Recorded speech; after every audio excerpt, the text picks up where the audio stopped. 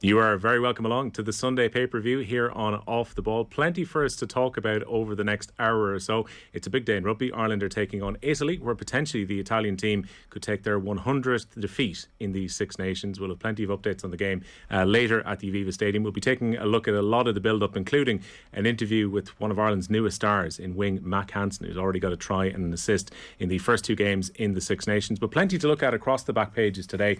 We start with the back of the Sunday Times, where Roman Abramovich is going to feature quite prominently at the time that Russia have invaded Ukraine this weekend, and Chelsea have been put into a charitable trust. So basically Roman Abramovich's shares within Chelsea are now pretty much untouchable by the UK government if they decide to go after former Russian oligarchs and potentially freeze their assets. At this stage, Chelsea have been moved away from the personal pot of Roman Abramovich. Also, pressure builds on Russia for boycott is the story by Jonathan Norcroft on the bottom of the back page of the Sunday Times today. This follows on from Robert Lewandowski's comments yesterday, where Poland say they're unwilling to play against Russia in their upcoming World Cup qualifier because of the situation in Ukraine and the potential from perhaps more Baltic states coming under pressure from Russia as well. Struggling Leeds set to sack Bielsa was a story which was on the back page of the Sunday Times ahead of today. We know that Marcelo Bielsa has now been let go by Leeds. They're in a fairly perilous position just above the Premier League's drop zone. They've conceded 24 goals over the last week and a bit, and they were hammered again by Tottenham Hotspur by 4-0 yesterday. Eamon Sweeney on the back of the Sunday Independent has got a similar theme as well. Big sport on the side of bullies, one of the stories that we're going to be covering in a few moments' time with Cian Tracey and Brendan O'Brien.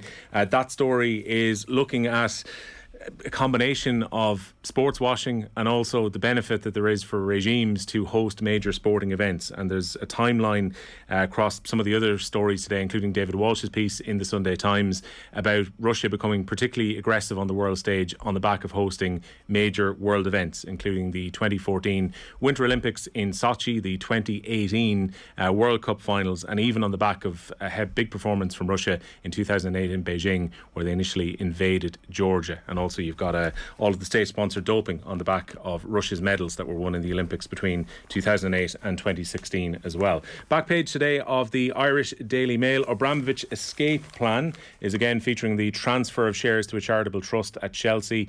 Also, they've got a very despondent-looking Cristiano Ronaldo, who hasn't scored in his last 6 games now for Manchester United. Again, United drawing a blank in their draw with Watford, which keeps the race for the top 4 very much alive as we go into the last 12 or 13 games of the season. Nick Harris also has a piece, Kick the Russians out of the World Cup, as sanctions on a sporting scale continue to mount up for Russia since their invasion of Ukraine, which include the Formula 1 Grand Prix won't be taking place in Russia this year, and the Champions League final was stripped from St. Petersburg and moved to Stade de France in Paris. Rom out of town is the back page of the People, again focusing on Roman Abramovich and the movement around of those shares. They're also taking a look at Manchester City's very controversial win against Everton. We'll be talking about the Premier League title race, and also Lukaku is across a lot of the back pages today. He had the game of 7 touches last week against Crystal Palace, didn't get to play midweek against Lille, and we'll see if he starts in the Carabao Cup final. The one guarantee we know is that Caoimhín Kelleher will start for Liverpool. Rom Shell is the back of the Sunday Mirror, again a familiar theme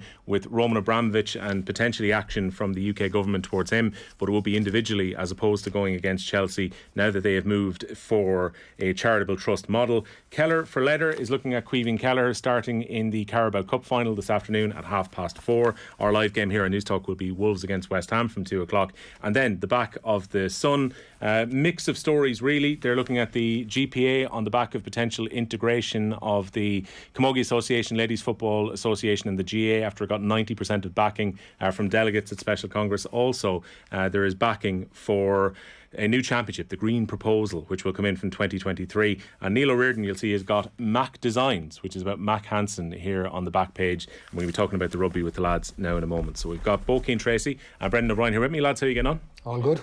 You guys are here before you go to the Aviva Stadium later on, so I think probably starting with the rugby might be the way to go. All expectation would be Ireland are going to win this game. Italy are on a horrific run, going back to that win that they had against Scotland back 7 years ago today at this stage. It's been a fairly miserable run. I know Bernard Jackman's been writing about it today as well, that he says the Italian Federation have to take a lot of responsibility. Ronan O'Gara was saying to us on Friday that if Italy are going to improve, they have to show performances like the under-20 showed against England.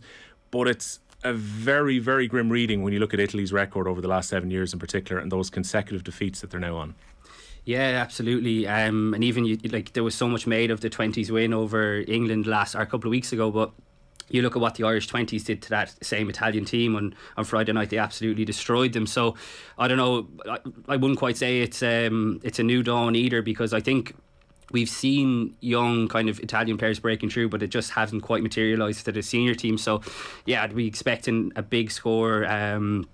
Today I actually bumped into one of the players when I was walking into studio this morning. They're obviously staying nearby in Dublin City and looked totally calm. So I'd say the players can't wait to get it going either. And like you said, one of them, Mac Hansen, is across the papers today, and he's, I suppose, Brendan, you'd probably agree with me, from a journalist's point of view, he's been a breath of fresh air to come in, because he's a guy who's been given a second chance, really. For anyone that doesn't know, he got picked up by Connacht because Andy Friend, the Connacht head coach's son, worked in a bar that Mac Hansen used to drink in. Some of the stuff is great in the papers today.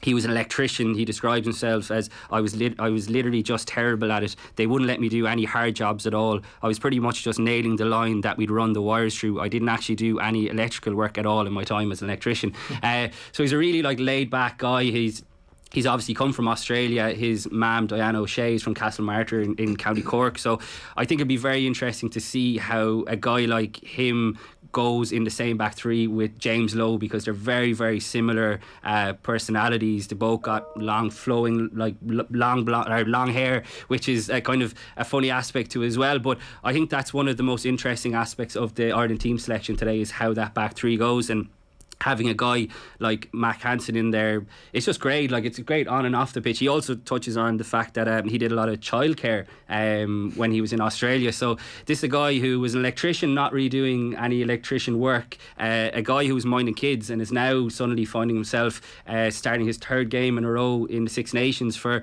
Ireland. So it's a brilliant story, and like I said, it's covered well across the papers today. It's not quite the career path, Brendan, of many Irish players who go well in school, go into an academy, become a professional rugby player, and then get into the international senior system. This guy has gone a slightly different road here. Absolutely, and you think of how many of the Leinster players are key to the Ireland team, so how many of those have come through the private school system in Dublin and the Pale region as well. I love the fact that one of the quotes Mac Hansen says in the paper today is, "I didn't wipe any bums." I didn't expect to see that when it was opening up, Ireland-Italy preview stuff today, and it is a great story. And you have to say hats off to the identification process. I know Cian touched on how it was a little bit kind of, meeting in a bar, it could have happened to anybody, but I think one of the lads who writes about it in the papers today said, don't be too fooled by that. Connacht would have done a bit more due diligence. That was probably the key or the trigger for it. But I think there's a part saying about how they had their eye on him for 2 years or whatever. He'd been in the Australian sevens, and when you step back from it, it's just astonishing that this guy 8 months ago, he wasn't even in the country. You look back at, I think the previous instance I remember of a player like that, he might have been Michael Bent when he was fast forwarded into the squad. Turned out to be a great player for Leinster, but it didn't happen for him for Ireland. And when you think back to his first few days in the country, he was pictured with the hurley. He was kind of nobody meant to set him up for a fall, but it happened. So for this guy to come in and do what he's done is just incredible in the Six Nations. Yeah, and Andy Friend came out with a quote a couple of years ago, because Connacht have to shop in this kind of market that's not your marquee names. It's just a natural fact of the Connacht's budget. But he said that we have to shop in Aldi compared to others shopping in Brown Thomas. So if this is what they're getting in their likes of Aldi, then what a signing he's been, because he's been, like I said, such a breath of fresh air. To start 3 Six Nations games in a row is pretty incredible, because I spoke to him at the start of when Ireland were actually training in Portugal. He was put up for interview, and I was asking him, what would it mean, to get a cap for Ireland? And honestly, his reading of it was, if I get a cap at all in the Six Nations, it would be unbelievable. So this guy did not expect to be starting, let alone 3 games in a row. So it's just a brilliant story, and it just shows that like you said, Connacht did their due diligence, but it also shows that Andy Farrell is a really good identifier of talent as well, because he's thrown him straight into the deep end, and he's thrived really. So I'd expect we'd probably see more of his influence today against an Italian team who should pass up a few opportunities. Yeah, and look, one of the concerns that was there about Mac Hansen was potentially defensively, but Andy Friend was very defensive of that. He was saying, look, I've had no concerns about this guy. He's really good in the air. He has put in huge work on the defensive side of his game since he's arrived in Galway as well. Look, he's been rewarded by starts. Not just typically, if they were going to put him in after having November, Italy would have been the game where you probably give him his first start. Yeah. But fate was placed in him in the first 2 games against big opposition as well. Yeah, I mean, James Lowe's injury opened up the door from, another great story of a guy coming over from the other side of the world. And as well as that, we should remember Mac Hansen had a minor injury in January. And did he miss a couple of games back then? Yeah, he missed a good few, yeah. I was at the game he came back for. I think that was Munster in the sports ground when he was very slow getting back into his own 22. Poor clearance kick, and they coughed up a try. And I remember thinking, I'd heard so much about this Matt Hansen guy. You've seen him on TV, and this is the first thing he's done. I'm like, oh, right, okay. But that's literally the only thing I can think of that he has done wrong, and he was so, rusty at that stage because of the injury. So it's a great story from, and when you think of, you mentioned the Cian, him in one wing, James Lowe on the other, in terms of from a purely media point of view, this is brilliant. This is gold. James Lowe is the best interviewee in Irish rugby, possibly in Irish sport. Yeah, he was up again on Friday, just delivering the gold. I think he was asked about the back three, and he said something like, "Oh, it's way better now that Hugo Keenan isn't in it." And he's one of Hugo Keenan's best mates, and he did go on to say, "Well, Hugo Keenan is actually the brains trust of this back three, but now that he's there, and he slags himself that this back three, it's got a lot of X factor, but I'm by far the slowest, and things like that." So you want a bit of that, don't you? Characters, because like Brendan says, Irish rugby is predominantly comes from the same sort of pathways, and we all know what those pathways are, and sometimes, in not every case, it's personality kind of is hidden away because you've been so trained coming up. But these two lads coming in from very different environments, they just offer something different on and off the pitch. And I think it's telling as well that you see a guy like Johnny Sexton actually said during the week that James Lowe is one of his favourite players to play with. Now, that goes beyond, I think, his capabilities on the pitch, but it's that buzz. I think Simon Zebo did it for years when he was in the squad. It's that kind of infectious personality that you bring, and I don't think you can have enough of that, really. And it's probably a good sign of the Andy Farrell era as well, that you have more of these characters. Because everything was a little bit kind of structured. Everything, everything. Good schoolboys under Schmidt. And exactly, yeah. And that had, I'm very conscious of every time we bring up something like that it's not a slight on Joe Schmidt's era, because it was incredible, but it just got a little bit stale at the end, like a lot of things do. You mentioned Bielsa there, it just happens. So I think it just shows how there's a more relaxed environment, because I would struggle, I don't know if you'd agree with me, Brendan, but would you have seen a back three like this start a Six Nations game under Joe Schmidt? I highly doubt it. No, you couldn't. There's no way you could. And the thing about it is, we saw in November how important James Lowe became to Ireland's attacking game plan, and the left-footed kicking option is an obvious thing, but he was also given a free role to get in on the ball, and you saw how well he played against, in particular, in the All Blacks win.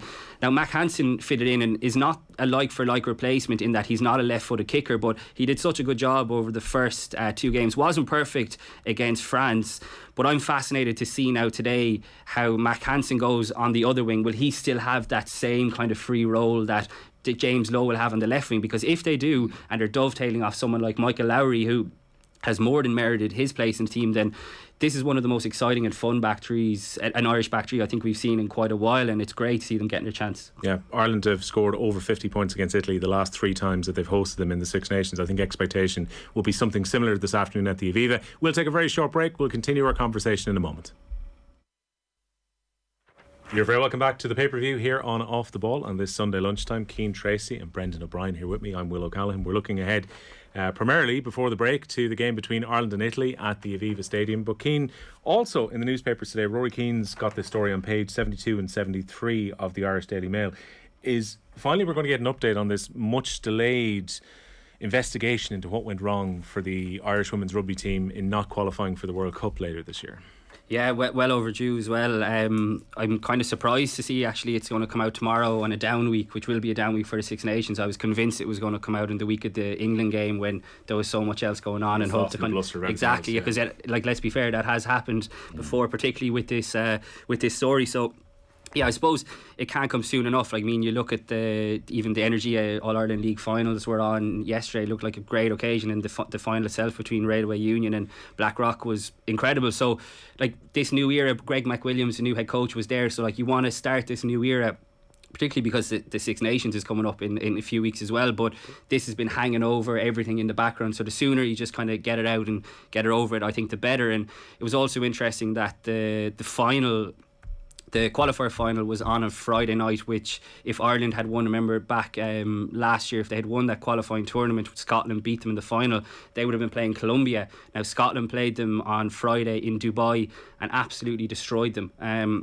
I think I'm right in saying Colombia had never lost a game, which was just utterly insane because they had clearly never played a team of like half decent opposition. So Scotland put a big score on them, and now they're going to the World Cup in New Zealand later this year, and Ireland are starting from scratch. So it was just a reminder of how frustrating that was, and it's a reminder, like you said, Rory Keane has the piece in here, how this really needs to happen as soon as possible so Irish rugby can move forward. Because like I said, there's a new coaching staff in there. Niamh Briggs has come in with Greg McWilliams, but you can't move on until you take the, and I was going to actually say, Brendan, I was going to say the ultimate kind of rugby thing, take the learnings from it, but I very nearly did, but I stopped myself. No excuse. But you've got to figure out like why Ireland failed to qualify for World Cup, which just should not happen. It absolutely should not happen, particularly when you look at the resources and the quality of players that are coming through. So you've got to find out why that happened, and more importantly, making sure that it absolutely doesn't happen again. Because like I said, you see the occasion that in Donnybrook last night at Energy Park, big crowd there, people getting behind it, and it just shows that if the structures are put in place, I think the appetite is there for it to kick this game on. Brendan, I think there'll probably be a lot of introspection within the RFU after this report as well, given that the targets really weren't met in that kind of 5-year cycle, and particularly around the women's game, they were spectacularly missed, really, particularly with missing this World Cup. And there probably will have to be a conversation about the way resources are spread out across the sevens programme and across the 15s. And realistically, and I hate to use the word learnings, but there's probably a lot that actually has to be taken from this. I don't think you hate to use the word learnings. Sorry, it's been used far too much. If you see someone else yawn, you yawn almost instinctively afterwards. Yeah, but that's what the players always say. Yeah, exactly. Yeah, but you're right. I mean, and it's not just in terms of being spread too thin on the pitch.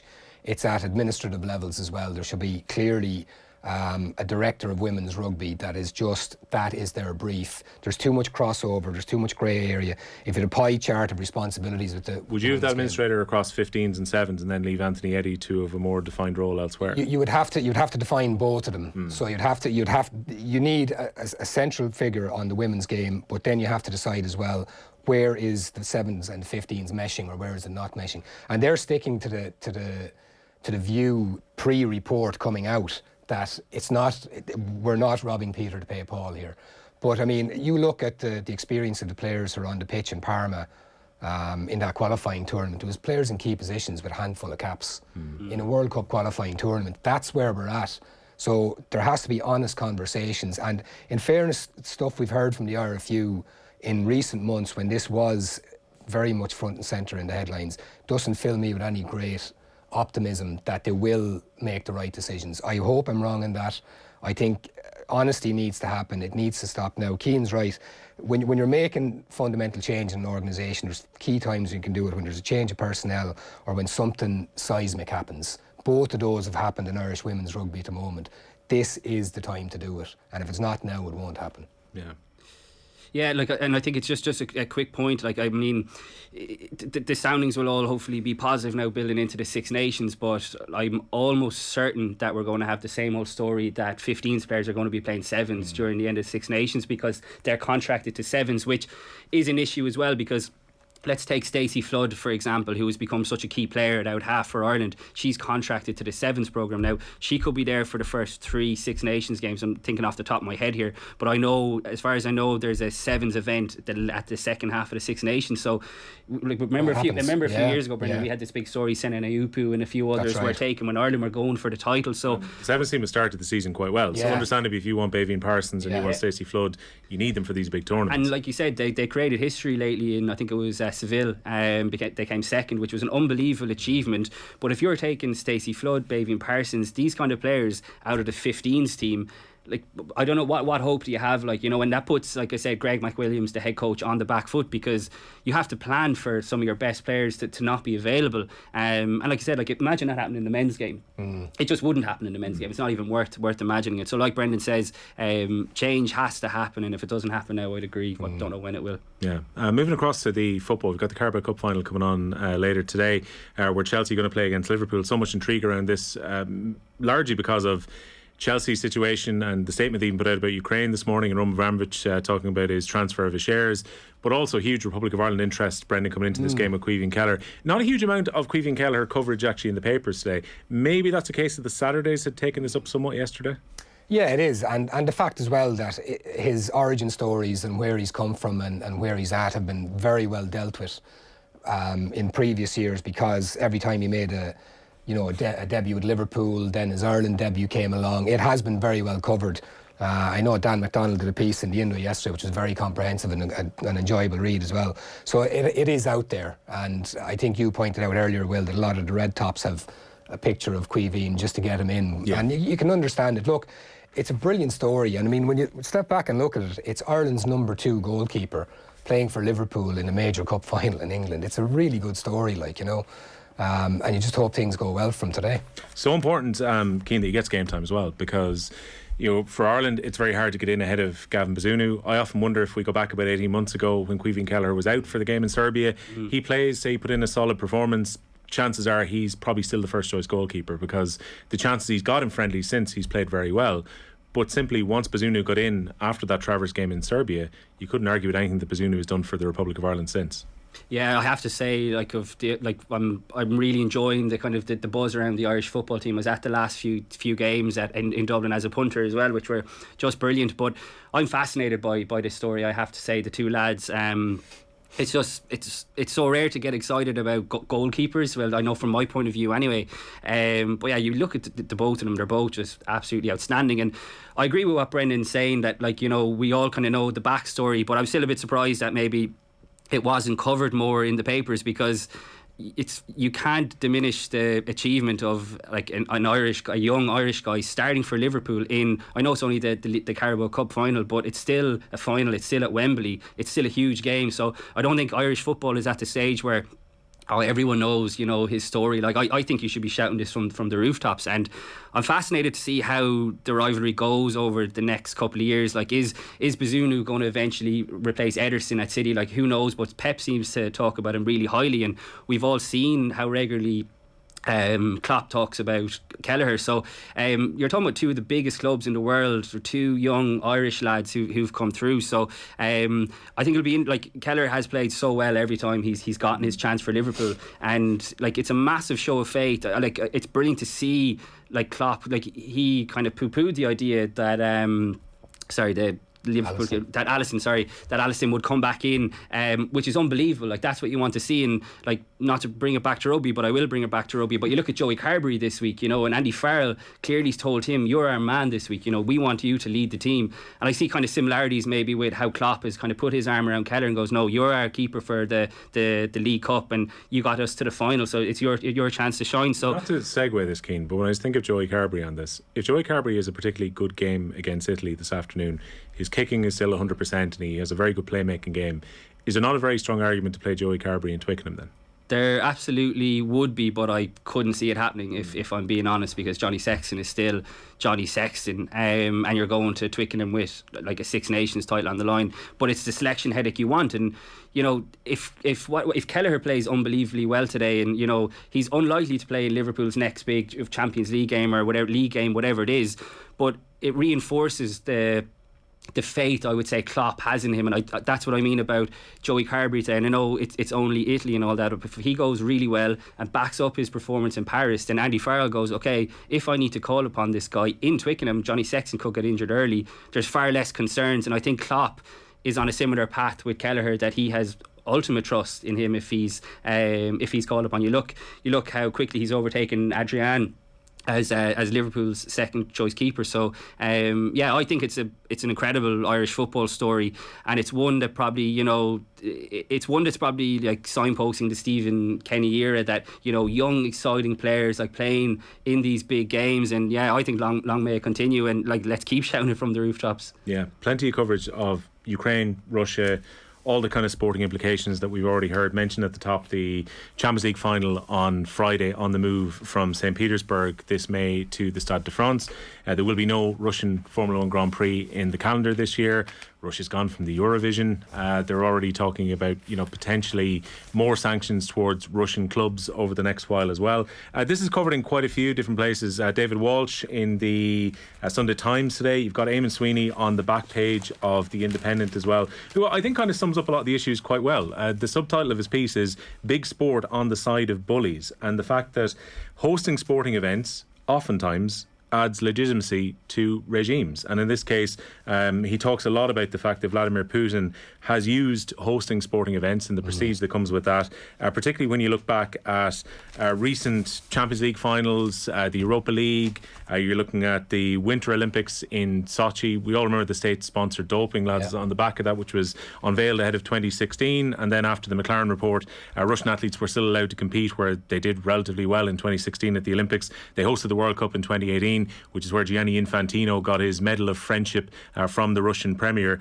And all in the middle of that, in 2014, Russia got into annex Crimea, and they had gone into Georgia back in 2008, not long after the Olympic Games. And also, in the middle of all this, we can't forget the fact that Saudi Arabia is currently bombing Yemen at a time when Saudi Arabia has bought Newcastle United effectively through an investment fund. They're trying to set up a golf league to try and rival the European and PGA Tours.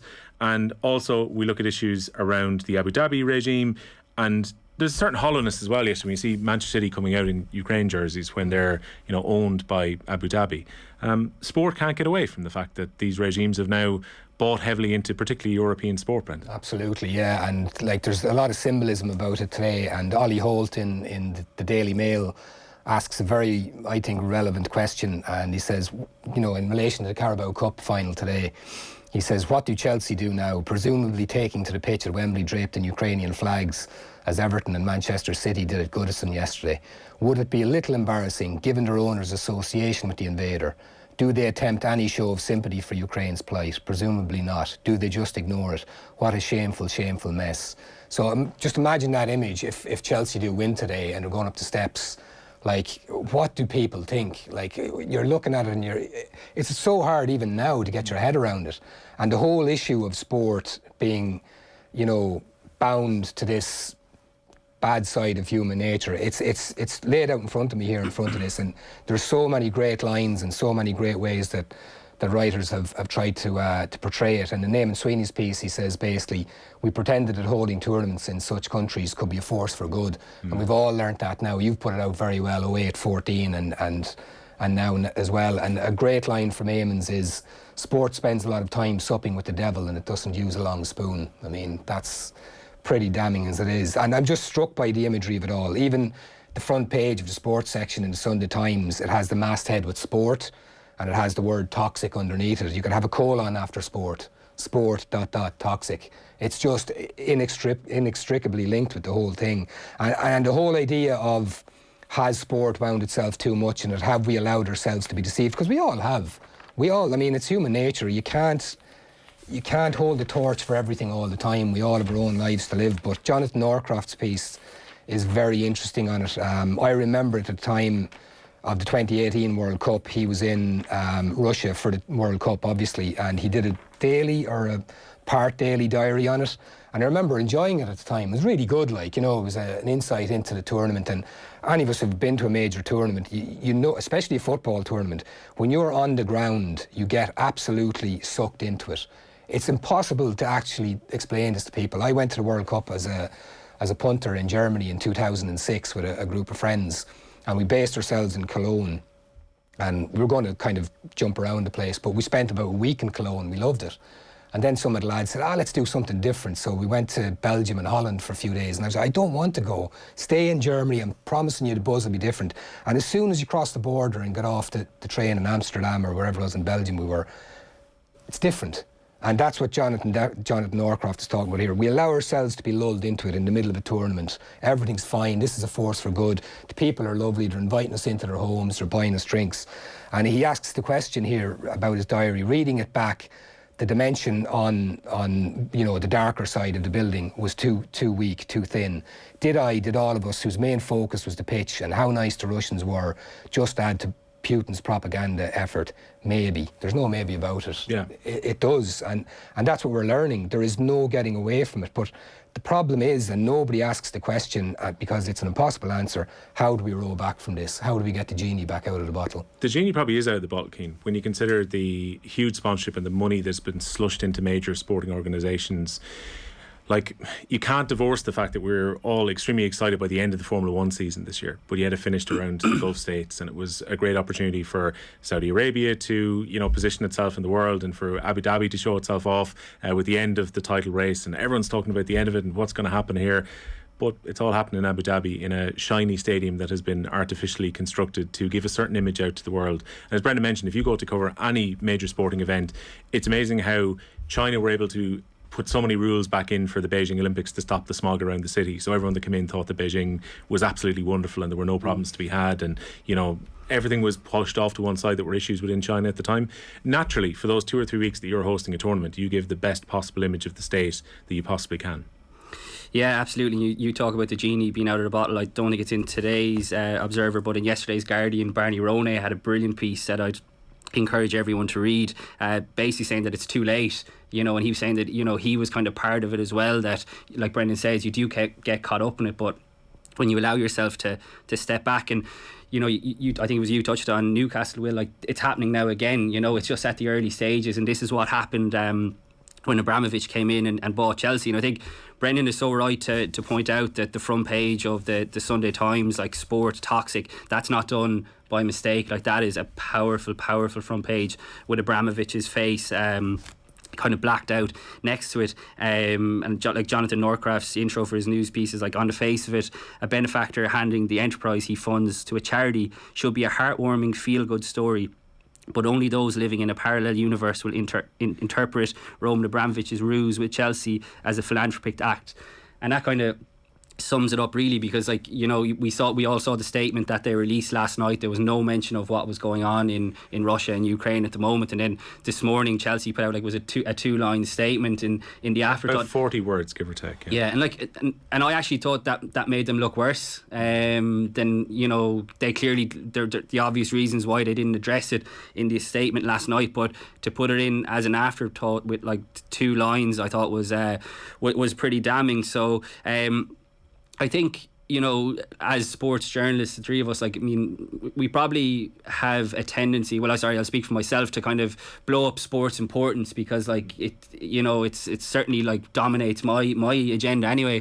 But sport does surely have a role to play in this as well. I thought the scenes at Goodison Park yesterday, apart from the kind of, bringing out the flags and stuff, but seeing Zinchenko, who I think is the Ukraine captain, isn't he? Yeah. Seeing him, who, even the fact that he was on the bench, you could see that he was in no fit state to play. It was incredibly powerful that these guys might be paid, like millionaires, whatever, but they're still human beings at the end of the day, and their families back home are caught up in this. So sport does have a role to play, and I thought Poland's stance was pretty admirable, to come out and say that not only are we not going to play Russia whenever it is in a few weeks next month, but they actually want to see them banned altogether. And there was a rugby match on yesterday, again going back to rugby, but Russia were playing in a women's match in rugby yesterday, and when I saw it, I was kind of going, again, this would surely not happen if it was a men's game. Why are Russia even for the players' point of view, imagine going out representing your country and hearing your country's national anthem being played while you know what's going on. There's something really twisted about that. So sport is such a small part of what's going on in Ukraine and Russia at the moment, but it has to have a role to play. And David Walsh touches on this, kind of, the issue with FIFA and things like that, and he's touching on Gianni Infantino, and he says Infantino is a Swiss Italian, but also a Greek national. He speaks 6 languages, but last week, remarkably, he could not find one to make himself sound convincing. And that, I suppose, is the big question here. What are FIFA really going to do? Does anyone have faith in them doing what they should do? I certainly don't. But if sport doesn't stand up and make some sort of a stand, and to be fair, lots of people are, but it's the big dogs that you need coming down hard in this. And if Russia were banned from the World Cup, like, that has to have like some sort of an effect. I mean, I'm not saying it's going to suddenly stop what's going on in Russia and Ukraine, but it has to have some effect. So it'll be interesting to see what happens. But I mean, I wouldn't be holding my breath for Russia to be kicked out of major competitions, but it's probably what really should happen, shouldn't it? Sometimes it feels like there's going to be very hard justice when it comes to indiscretions. I even think back about 2016 with the doping, where for a long time after the McLaren report appeared, the IOC were going to ban Russia entirely. That maybe some athletes would be able to prove that they were clean and they'd be able to run under an international flag, and that would be about it at the Olympics. And yet, for the best part, Russia were allowed to compete as normal in 2016. And it felt like there was no great punishment, even at a time. And I know a lot more has probably come out in the 2 or 3 years subsequently, but that Russia were state-sponsored doping and using the effective old KGB to discreetly hide what was going on as well, since at least the 2008 Olympics, maybe even before then, to make sure they accumulate as many medals as possible. And that was all about international prestige. It was to say, we've won so many gold medals at the Olympics and at the Winter Olympics, and even at that time, they allowed the FIFA World Cup to go ahead in 2018 when they were very aware that there was actually a doping programme happening in Russia. So oftentimes the talk is really big, but the action can be quite small. And that's it. It's the drip effect. It's the same as the Russian money in Londongrad or London or Moscow on Thames or whatever that they call it. It's that drip effect over 10, 15 years. And once you take one step back, or once an Infantino or a Sepp Blatter makes a little bit of an excuse or dodges an easy question to condemn something that should be condemned, the whole house of cards falls. The morality of it gets stripped away and stripped away and stripped away. And it's every level of sport. I mean, we talk about FIFA and the IOC and UEFA, and I think it was the Volleyball Association that came out and said, no, we're still holding our tournament in Russia. You're like, oh my God, it's not just the big boys and big girls get it wrong. It's all levels. And there's a paragraph in Eamon Sweeney's piece in the Sindo where he talks about the NBA as well, and he mentions the Houston Rockets executive Daryl Morey, who tweeted in support of the Hong Kong democracy movement, and players queued up to criticise him. And Eamon says 17 leading NBA stars have sponsorship deals with Chinese shoe companies linked to forced labour in the Uyghur home province of Xinjiang. So, I mean, like, you could, even if FIFA were doing everything right, even if the NBA was doing everything right, it sinks down and sinks down. And that's what we're saying, like, how does this roll back? Like, an anarchist would have an answer to this, burn the whole thing down and start again, but that's not going to happen, do you know what I mean? And what's interesting for me as well is, across the coverage on Russia and Ukraine and sport today, is things like that NBA story that I wasn't aware of. I mean, that's shocking when you think of, how can anybody come out and condemn what that NBA executive said? Like, I mean, how is that humanly possible? And Jonathan Norcroft's piece, again, we know about stadium workers' issue in Qatar for the World Cup, and that's been front and centre. But he talks about how in 2017 the campaigning Norwegian football magazine Josimar ran a gruelling and remarkably bravely researched piece called The Slaves of St. Petersburg, and that detailed use of migrant workers, many from North Korea, to build the World Cup stadiums in Russia. I hadn't a clue about that. I was unaware until this week, yeah. I mean, and that's the papers today and yesterday and all week. But even if you just limit yourself to sports pages, the amount of little nuggets and details that are coming out that just leave you despairing. And it's all this information, and we talk about this with social media and all the media we have and the TV channels and radio stations. It just feels overwhelming. And it is hard, isn't it, to kind of step back and go, where does it end? Where do we get out of this? Like, I mean, it's like the Manchester United situation, the Glazers and the new club that arose from the ashes. That seems very attractive now, I think I'll go and I'll watch Division 4 rugby for a while. And it's also, before we move off this, Cian, it's very difficult for an actual sports fan. I remember saying this on this very show when we spoke about Newcastle. You're a Newcastle fan, say, for your entire life. You haven't gone through the Mike Ashley era. That's been pretty painful in a very different way. And then you hear the club is going to be sold to a Saudi investment fund. You might moralistically not be a fan of the fact that the Saudi Arabian regime are effectively coming in to bankroll your club and use it as a plaything. But do you just abandon your club at that point? Like, do you think Spartak Moscow should be kicked out of the Europa League because of the fact that Russia have been aggressive in Ukraine? It's a really, really, really difficult one to hold a very strong moral position and also just look at sport for sport's sake.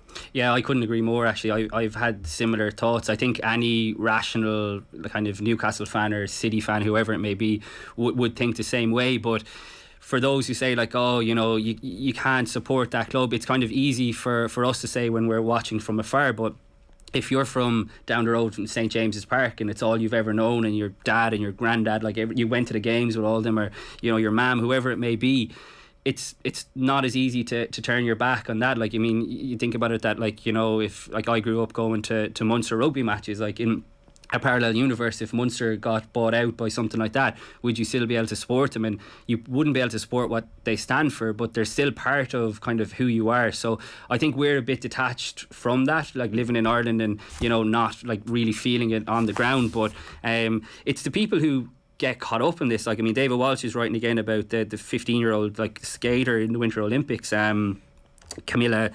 Velieva. Sorry, that's a hard name to pronounce.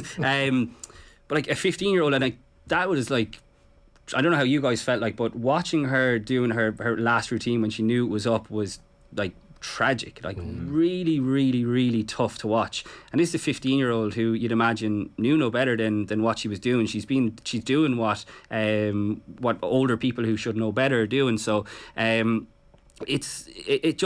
extends so far beyond sport, like I said, but sport has to be seen to do something. We've seen it in the arts as well, even in Dublin, like, you know, ballets and things like that, operas are being cancelled, and it may seem like small beer in the grand scheme of things, and it absolutely is, but if you don't be seen to making a stand, you just go on with it. Even like Spartak Moscow, I'm right in saying, we're playing in the Europa League on Thursday night, weren't like that, like I said about the women's rugby game going ahead, that's so wrong as well. And you'd love to know what the players kind of felt like, you know. I mean, and obviously they'd have a lot of players who wouldn't be Russian either, like going out representing a team from Moscow in a European competition. It's, I don't know, it's the kind of thing that, like, I always feel this when we're living through big sort of historical things, that you have to peel yourself back and remind yourself of other things that, you know, you've done.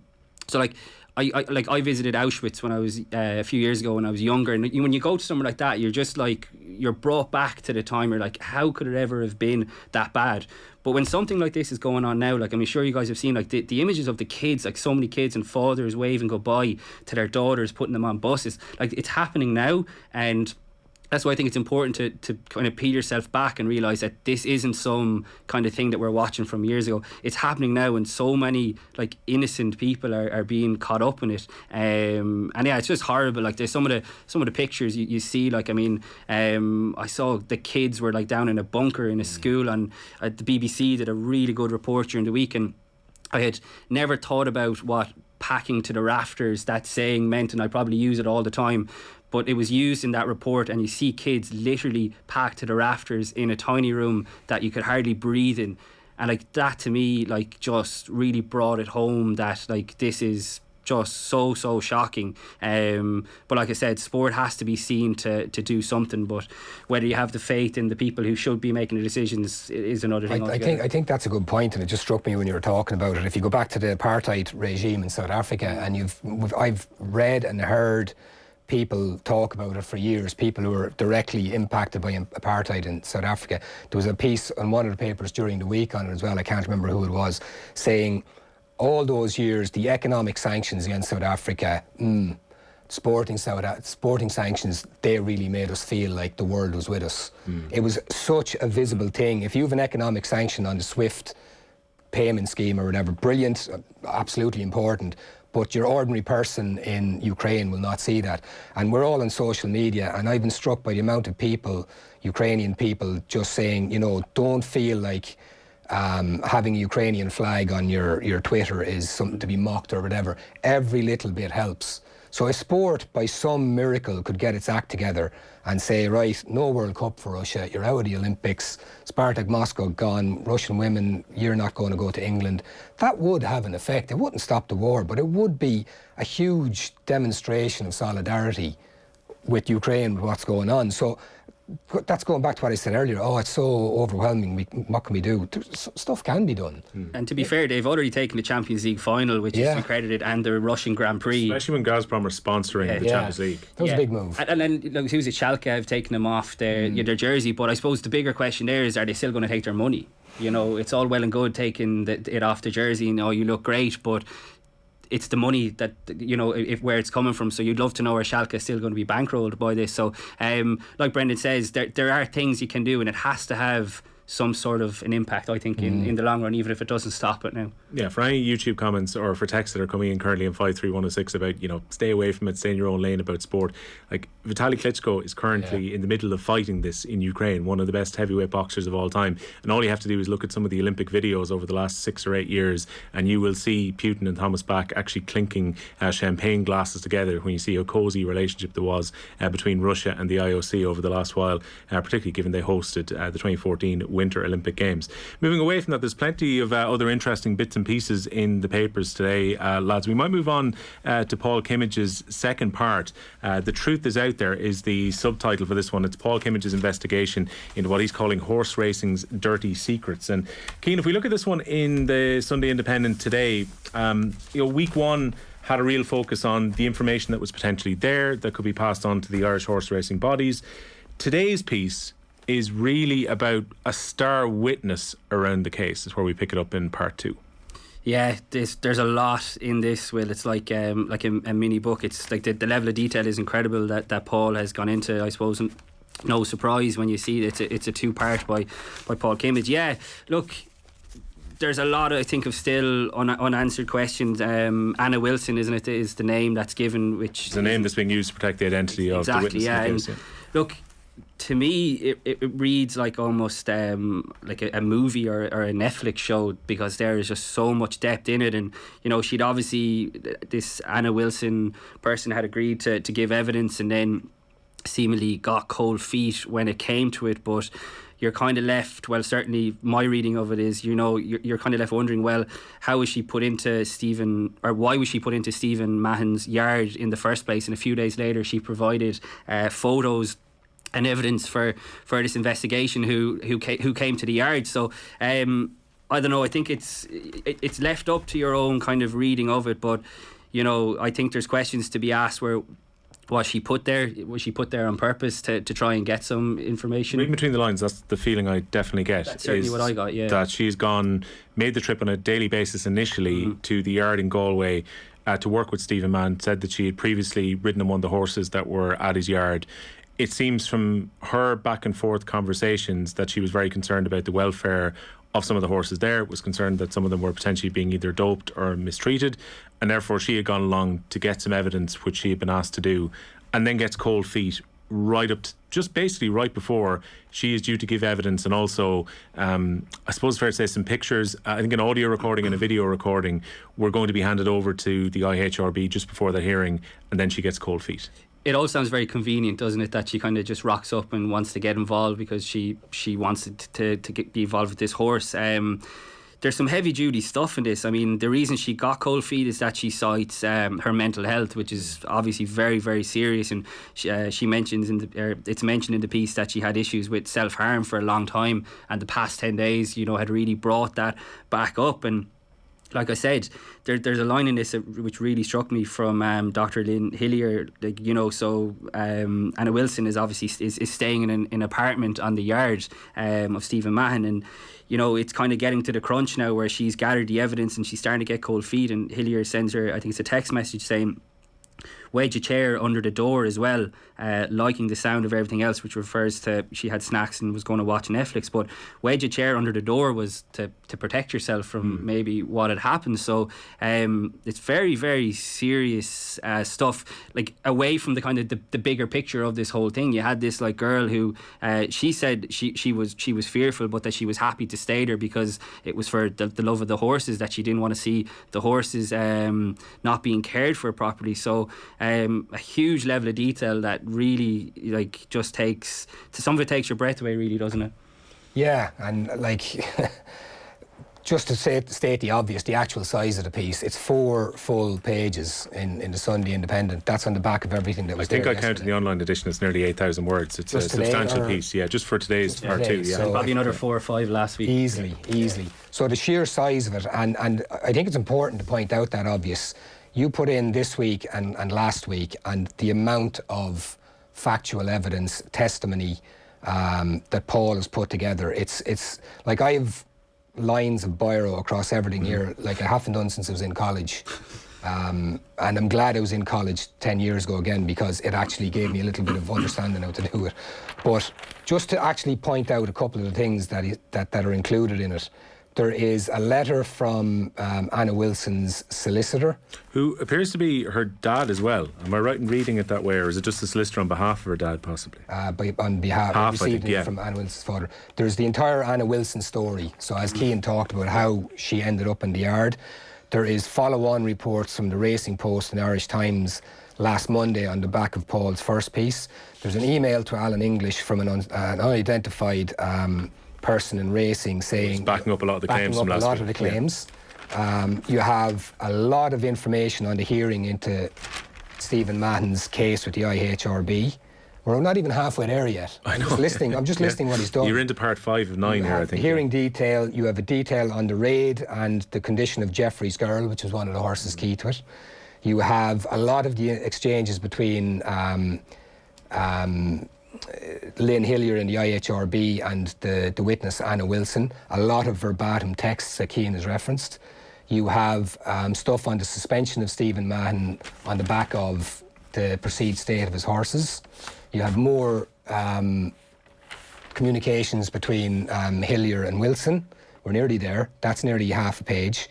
Then you have a letter from Cliona Guy, IHRB head of legal, to Stephen Mahon's solicitor.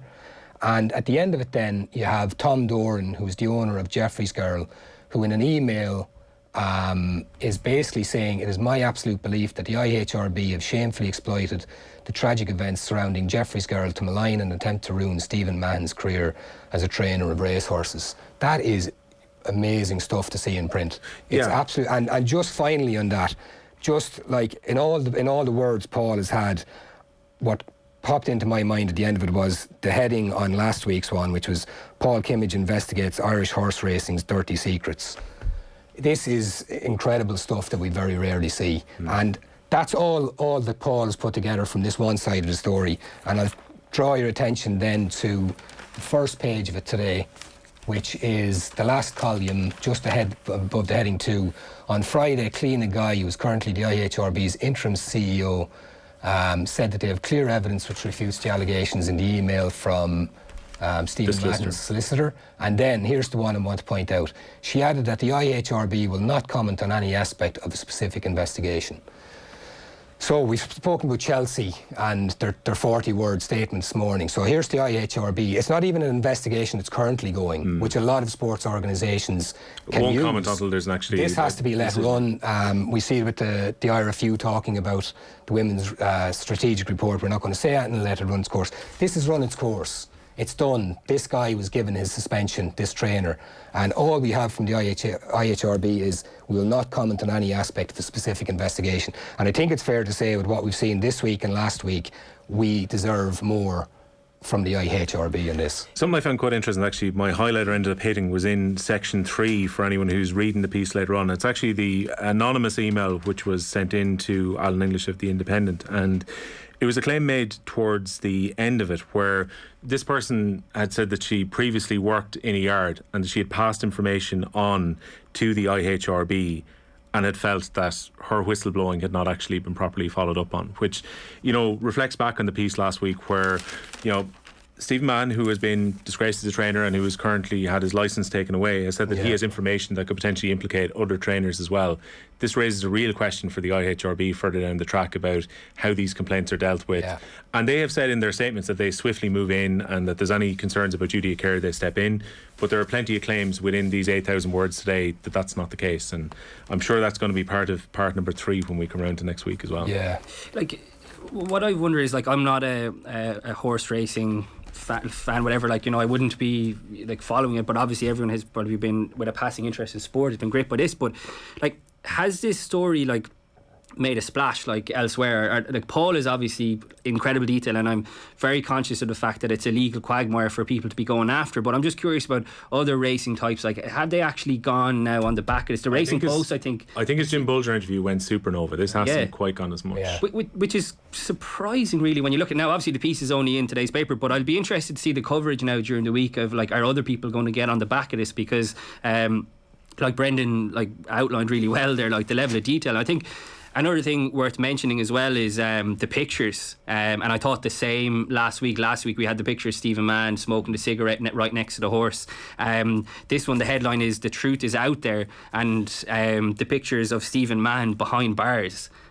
Which is it's as symbolic as it gets, really. It's bluntly symbolic. It's extremely powerful, and we talked about the front page of the Sunday Times, and I'm always fascinated, having worked on the Irish Independent sports desk. Like, this stuff doesn't happen by accident. Like, there's so much time, there's so much effort put into how this looks, and to get a picture like that of a guy who's obviously a whistleblower behind bars is just incredibly powerful, and doesn't happen by accident. That's down to just really, really good design. Brendan, you said you've kind of started doing a few shifts, but I'm sure you'd agree that it ties the piece together so well, doesn't it? Absolutely. I mean, like the headline last week, and you've said it all. I mean, that just draws you in straight away. The truth is out there. If you knew nothing about it, if you didn't see last week's, and you were flicking through the paper and you saw that image of a guy behind bars and the truth is out there, even if you didn't see Paul Kimmage's byline under it, you'd be like, wow, that's pretty interesting. The benefit of print as well. Because I got up early this morning and Same. I got slightly ahead, so I had a quick look at the online edition of this,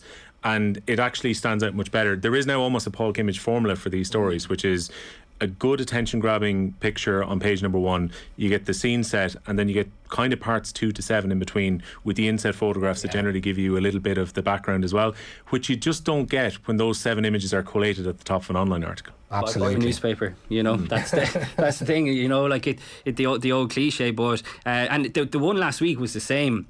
Because even now I can remember it was him smoking a cigarette right next to the horse, and it was extremely powerful as well. So I always think these things are worth pointing out, because obviously Paul has done all the legwork, but I mean, journalists, our photographers are also technically journalists as well, and they really help tie the piece together. And I couldn't agree with you more, Will, and that does happen so often.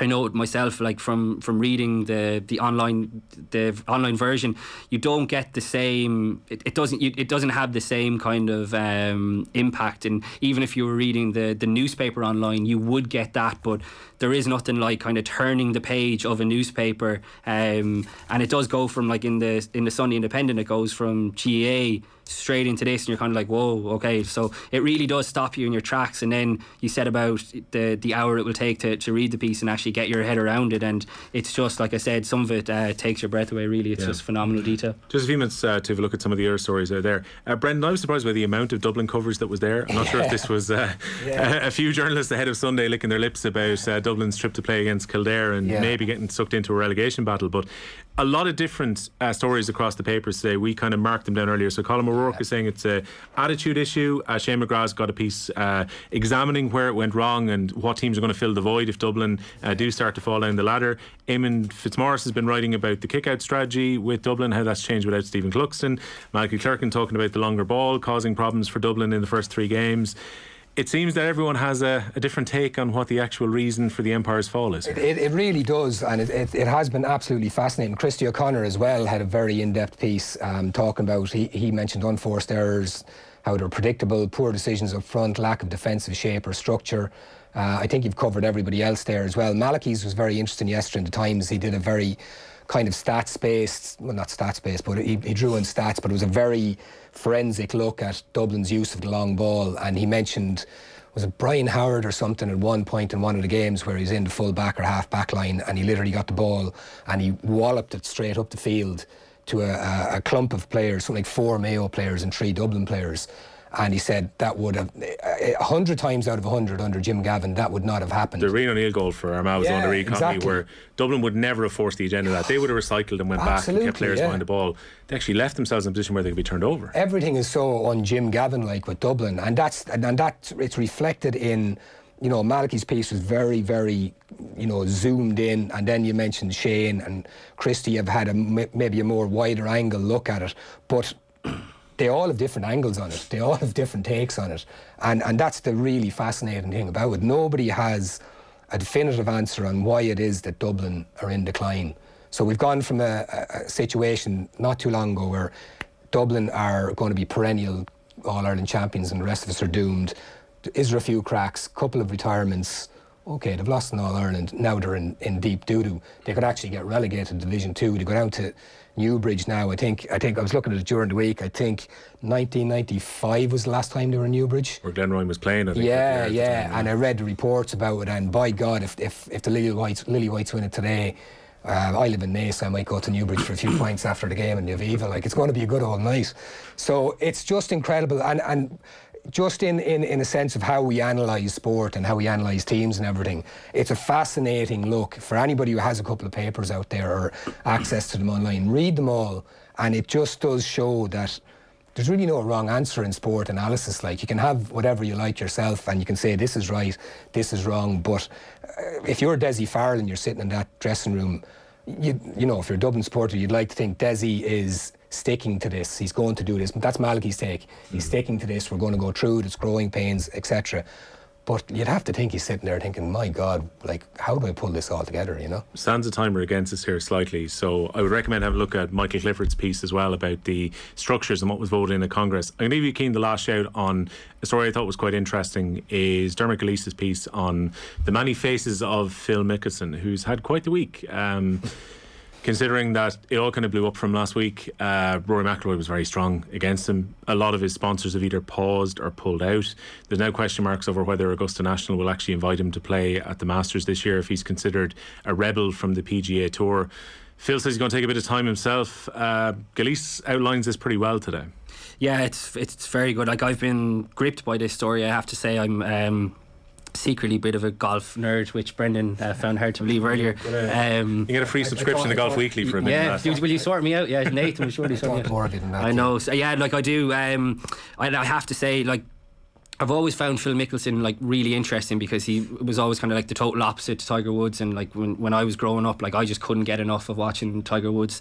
Still don't, like, if he's able to make a comeback, but yeah, like, just fascinated even from a journalistic point of view about how the off the record thing with Alan Shipnuck kind of played out, and like, it's gripped me so much that like the second I heard it, I pre-ordered his book that is coming out in May. Like, I genuinely cannot wait to read it. I'm sure that he's probably given the best bit away already, but yeah, Dermot Gilleese, it's an interesting piece because he started out by saying Phil has emerged as a fundamentally decent man with extraordinary capacity for making enemies. So he sort of says like he's a good guy, but myself and Brendan were talking about this before.